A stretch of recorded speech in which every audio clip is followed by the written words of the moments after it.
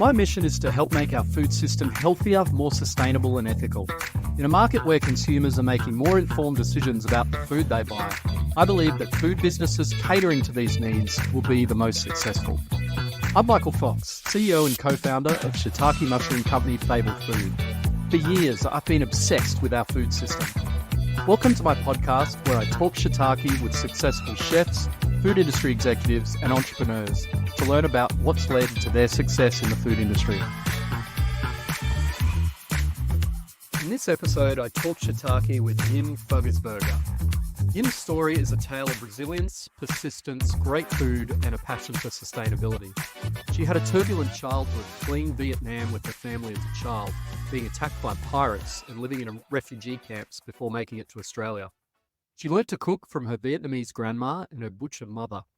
They instilled the importance of ingredient selection, food preparation and sustainability into Diem. With her husband and business partner Werner, they built a food manufacturing business growing to 105 employees before the financial crisis hit, and they had to close their business down, leaving them $1 million in debt. They bounced back, founding Berger Ingredients, which has grown into an incredible business blending spices, manufacturing, ready meals, including the Coco and Lucas brand available in all Woolworths stores in Australia, baking granolas and pastries, and producing sauces and protein for food service. They've launched 55 SKUs into retail in Australia, working with Woolworths, Coles and Costco. We've been developing a partnership with Diem and Werner at Fable, and their work and food are outstanding. Diem is an incredibly inspiring woman, and it was a real pleasure to speak with her. Welcome, Diem. It's wonderful to have you join the podcast. Thanks for speaking today. Hi, Michael. Thank you so much for having me on. So, I'm really, really glad to have this podcast with you today. Yeah, awesome. Now, you had an incredible and in many ways challenging upbringing. You and with your family fled Vietnam at the age of 7. You spent 18 months in a refugee camp and missed some schooling because of that. And then I think you started school in year 4 in Australia with no English. How do you think that upbringing and those experiences helped shape both your life and your interest in food? The word that came up for me first is determination and resilience. I think if it wasn't for all those things, I wouldn't. So it's like when someone puts me in the deep, deep end, I just know how to swim on the top again. I just take, anything that life throws at me. I think it's like a knot, Michael. Sometimes our life is like a bundle of knots, and that's the same with problems. I've learned the patience, how to undo these knots slowly, one by one, and just to solve the problem and the outcomes. So I will say resilient is the word that's always helped me through life. Yeah, that's great. And what some of those early experiences that you think shaped your resilience? Can you talk us through those? That big thing that happened in my life is when living in Vietnam, because my grandmother was my idol. And in our country, it's very normal to be raised by your grandmother. So I think the first thing was being away from my grandmother and losing our family home and getting chased by the communist the regime in our country. So I think the first hurdle for me was actually we didn't know how to swim, and my mother has put 15 family members in 2 little boats to sail 2 big boats. So none of us can swim. So we could have, the boat could capsize and we could all drown. So that was the first hurdle of not getting caught from a small boat to the big boat. And on the big boat, we have to train ourselves to not starve, but the captain has actually forecast just drinks and crackers to get us from Vietnam to the first refugee camp in 3 days. And there was a 25-meter boat with 504 people in it. And we were intercepted by pirates, and nearly 2 of my cousins were raped. And so that was the first hurdle of getting saved to the first refugee camp in Indonesia.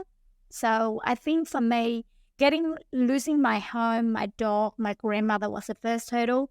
Second hurdle was getting intercepted by pirates on the boat. And then that's like my second loss. And then the third loss was the 2009 financial crisis. So I by the time I'm 8 to the next 2 years, and then when I'm 37, I have to restart again. So I think for me, all this prepared for me to be strong and you can never really forecast life. And everything in my life was never ever normal, for example, So I think I just all these incidents that happens in my life has made me who I am, has prepared me to be who I am today. Wow, that's an incredible story, Em. Thank you for sharing. And I understand your grandma was really important to you from a food perspective too. You learnt a lot of your sort of life approaches to food and sustainability and things from your grandma. Was that your grandma in Vietnam? Yes, that was my grandmother in Vietnam because she was probably practicing sustainability 60, 70 years ago. But I think in our country that time, we didn't understand what environmental friendly means or recycle, but I misunderstood her for being stingy and not wanting to. For example, she would not turn the lights on, she would use a candle, or if we bought takeaway coffee, she go, "I'll bring your own cup," or she will reuse a plastic back to death. And I was just thinking, oh, maybe I didn't understand why she was so always saving energy, plastic, and water. So I think from a very young age, I was trying to not waste things like that. So when I started my brand, Coco Lucas, Michael, I was the first company to use a pulp-free tray. And every year, I would actually lose at least $200,000 on profitability because of the tray I use. And but I stood by it for the last 8 years because I strongly believe in that. Because if I was selling 2 million trays of meals a day and I'm using plastic, that wouldn't be good for the environment or the earth. So I think I'm quite glad that my grandmother instilled all these things in me from a young age, and I actually adapt that in the way I do business.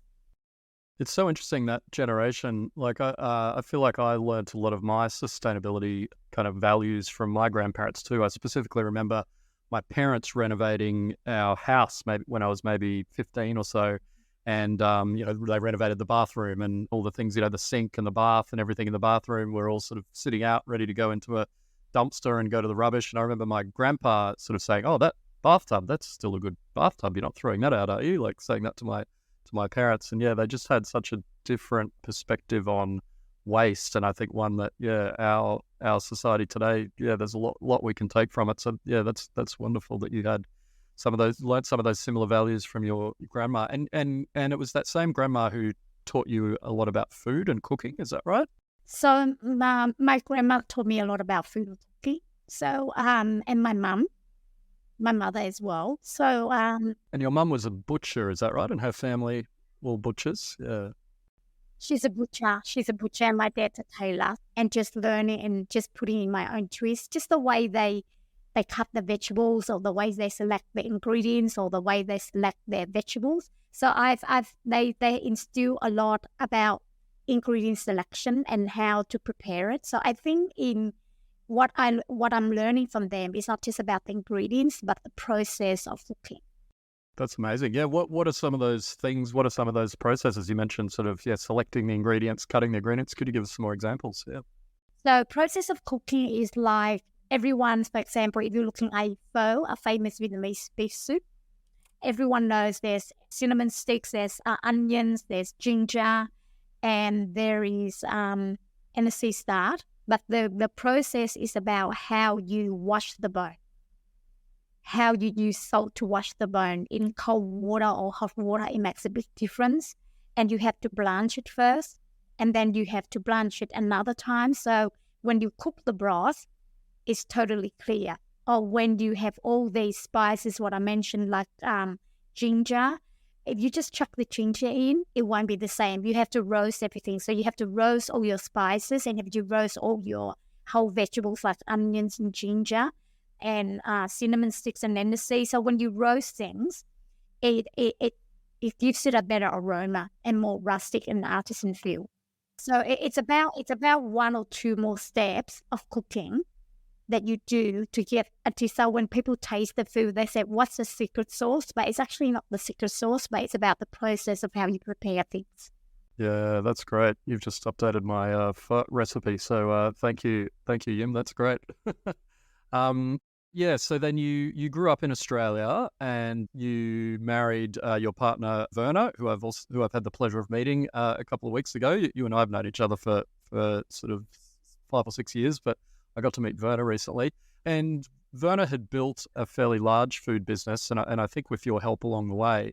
But then during the global financial crisis, sort of hit some difficulties. Can you walk us through that? Yeah, so Werner he came to Australia to learn English in 1991. And then after 2 years, they said to him, Werner, what can we do to make you stay? So he goes, how about you sell the business to me? And which they did. So he built it from a 5 employee to 120 people with a turnover of 30 million.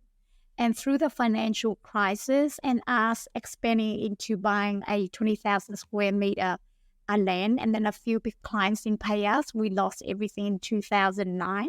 So we lost our house, we lost everything. And then within the 1 year, I also lost my dad and Werner's dad. And then I have $1 million debt to my family. So I go, what do I do? So I think, Michael, to be honest, I'm not an entrepreneur. I don't have any business acumen up my sleeves. But I just had to start a business out of necessity. So when I had 2 kids and Werner was paying me a salary to stay at home, he was giving me $200,000 a year to fund my, for the groceries. But I think he didn't know that I've always been, from a young age, my grandmother taught me one thing is to save for your rainy days.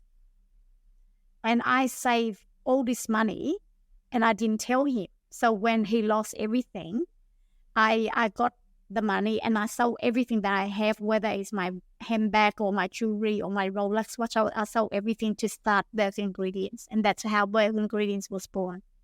Amazing. And can you walk us through the Berger Ingredients business today? The Berger Ingredients business initially was just a spice blending company servicing the small food industry. These days, Berger Ingredients has worked with, we have 4 clear arms. So first is spice blending for small food companies. Secondly, we have a manufacturing to cook ready meals. And then the third one is baking. So we do high-end granolas and then eventually pastries. And the fourth arm is food service. So sauces, proteins, and sauce in bulk bags. Berger Ingredients has an innovation hub. So we do collaborate with a lot of companies, maybe like yourself later. And we have also worked in cellular meat as well. And Australians would probably be most familiar with your Coco and Lucas brand that you sell into, I think you're in almost all the Woolworths stores in the freezer section, and it's a brand targeted to delicious, healthy, sustainable, pre-packaged meals for children. Can you walk us through the genesis of that brand? I understand Coco is your daughter and Lucas is your nephew. Is that where the name came from? Yes, it is. So when I started Coco and Lucas, it was purely for my daughter. My inspiration was my daughter Coco because she was a fussy eater. And then also Lucas, who is my nephew. Because Lucas, when he was born, we didn't know that he had all these allergens. Like he can't eat anything that contains gluten, lactose, gluten, soy, fish. So I started also a gluten-free and lactose-free range. And it was when I did the research, I know that there's heaps of food for kids between 6 to 2.5, and there's an abundance of adults' meals, but there isn't food for kids starting from 3 to 12. So I actually named my range Junior Foodies. It's for kids between those age group. And then in 2017, I started in 300 stores. And then after a year, I got 1,000 stores in Woolworths. And I think from then, Woolworths have worked collaboratively with me on different ranges. So we launched an Asian range, a Family Faves range, Earth range, which is plant-based. And then we have meal kits. So in the last 8 years, we've launched over 55 products in now 2,500 stores, because we are now in Woolworths 1,000 stores, we're in Coles 850 stores, and we have Costco, and then some export. So it's 8 years old now. Yeah, that's amazing. Congratulations and well done. I'm really interested in the consumer research that you did early on to sort of understand where there was a gap in the market and why you thought there might be that, and how you correctly identified that there was a market in that gap. Can you talk me through how you researched the space and how you conducted that market research? Yeah, so I think in the beginning, Michael, I didn't have the resources to research a lot. I based my research based on the feedback that my customer sends to me through Facebook, Instagram, and the research I've done recently most is the gluten-free. And I think we are doing pretty well in gluten-free this year because we went from 2 products to now 8 products because there's few way of doing the research. So firstly, working very closely with your category buyer. I think so they my client. And the second part is the consumer. So any consumer that comes in with a complaint or feedback in the beginning, and even now, I answer all their questions. So that's a lot of information they're giving you. There's also data that we get as well from our category buyer. And then there's fourthly the community. Community tells you a lot of information. And I wouldn't underestimate that because in the beginning, I launched, like I said to you, 55 products. And now I'm ending up with only about 20.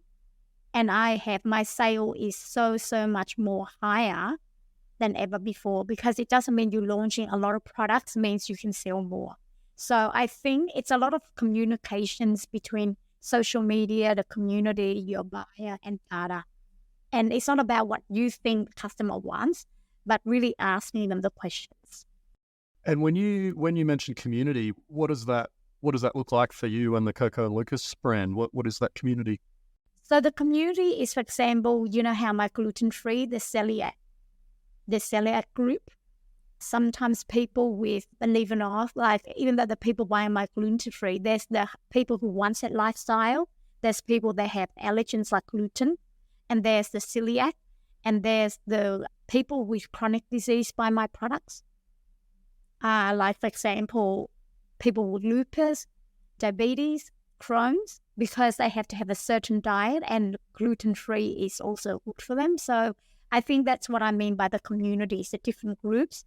So for example, with my junior foodies, I have the mothers group. And then I didn't realize that I thought I was selling for junior foodies, but then I did the research and from the data, 25% of seniors buy my product.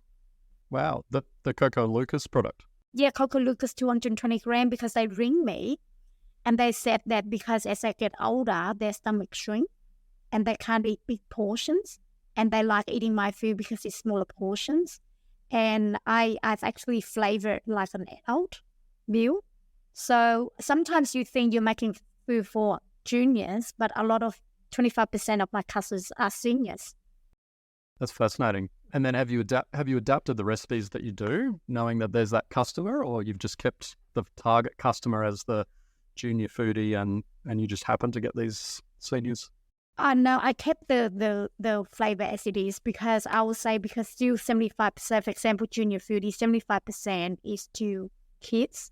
My whole ethics has always been no process, no preservatives, no colorings, no additives. So I always like to keep everything natural.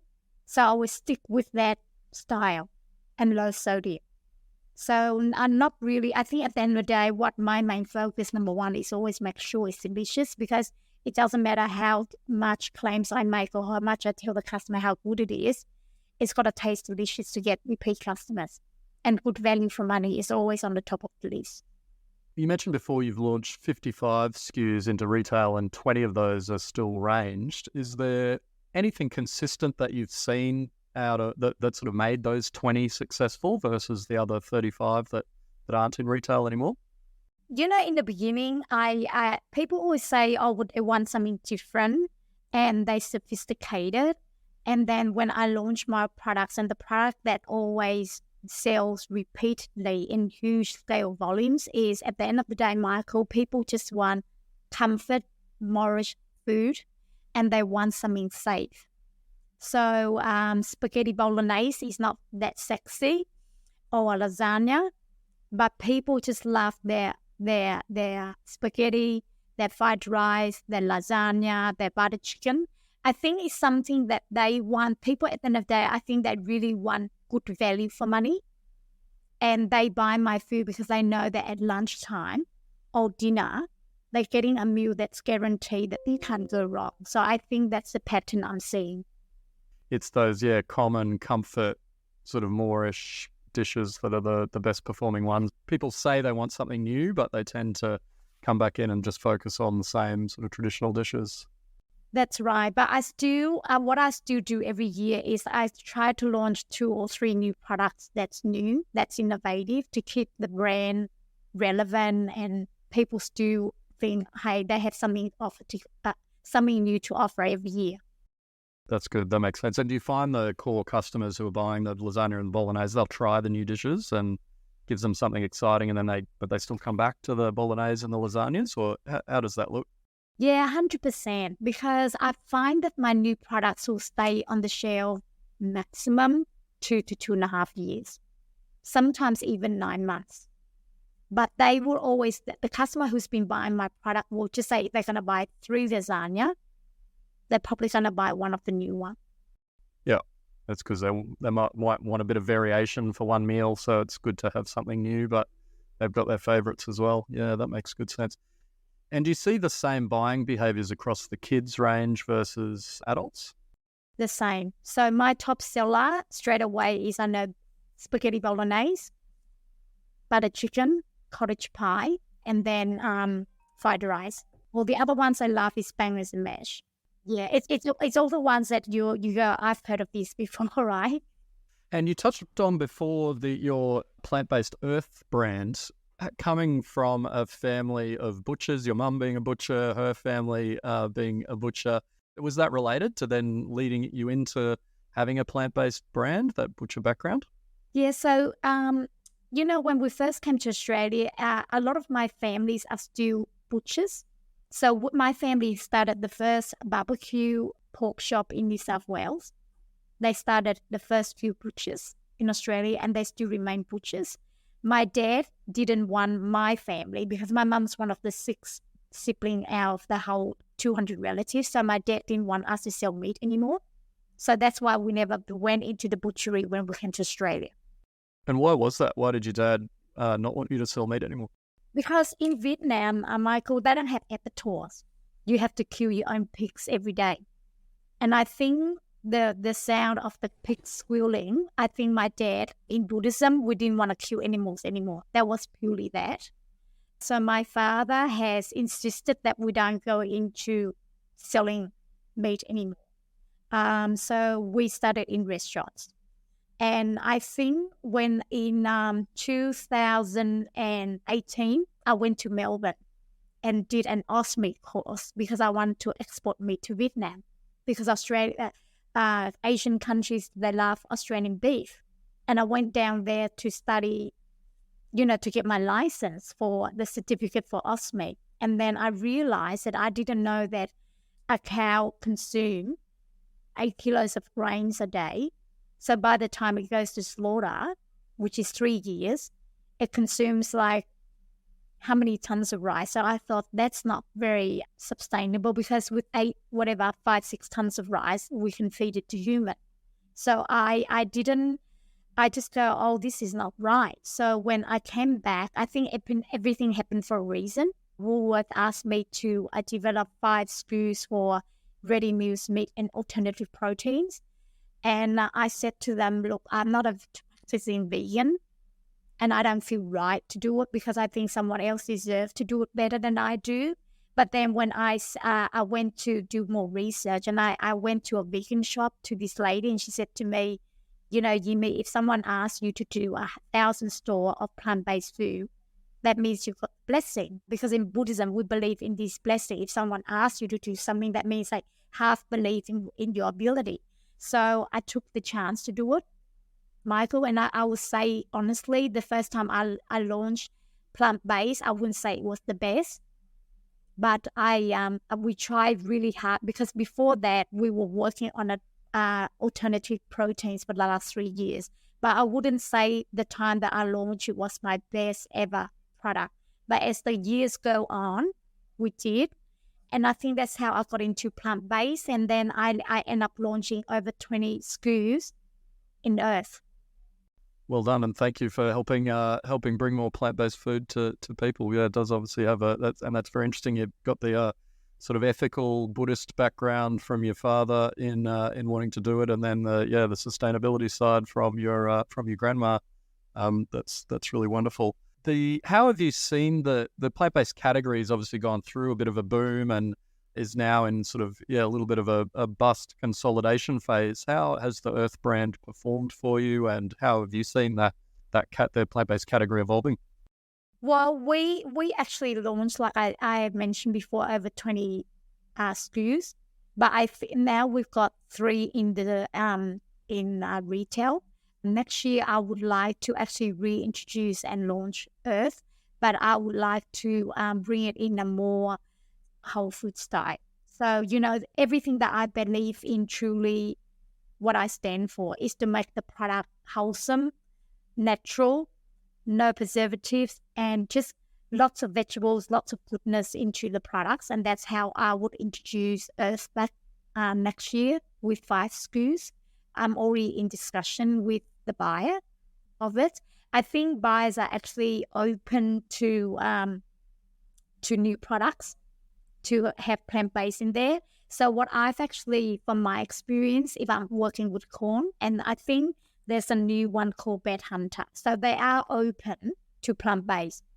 It's not going away. I do believe, like I said to you, I work with corn and their sale has increased drastically. So I think we shouldn't give up on the category.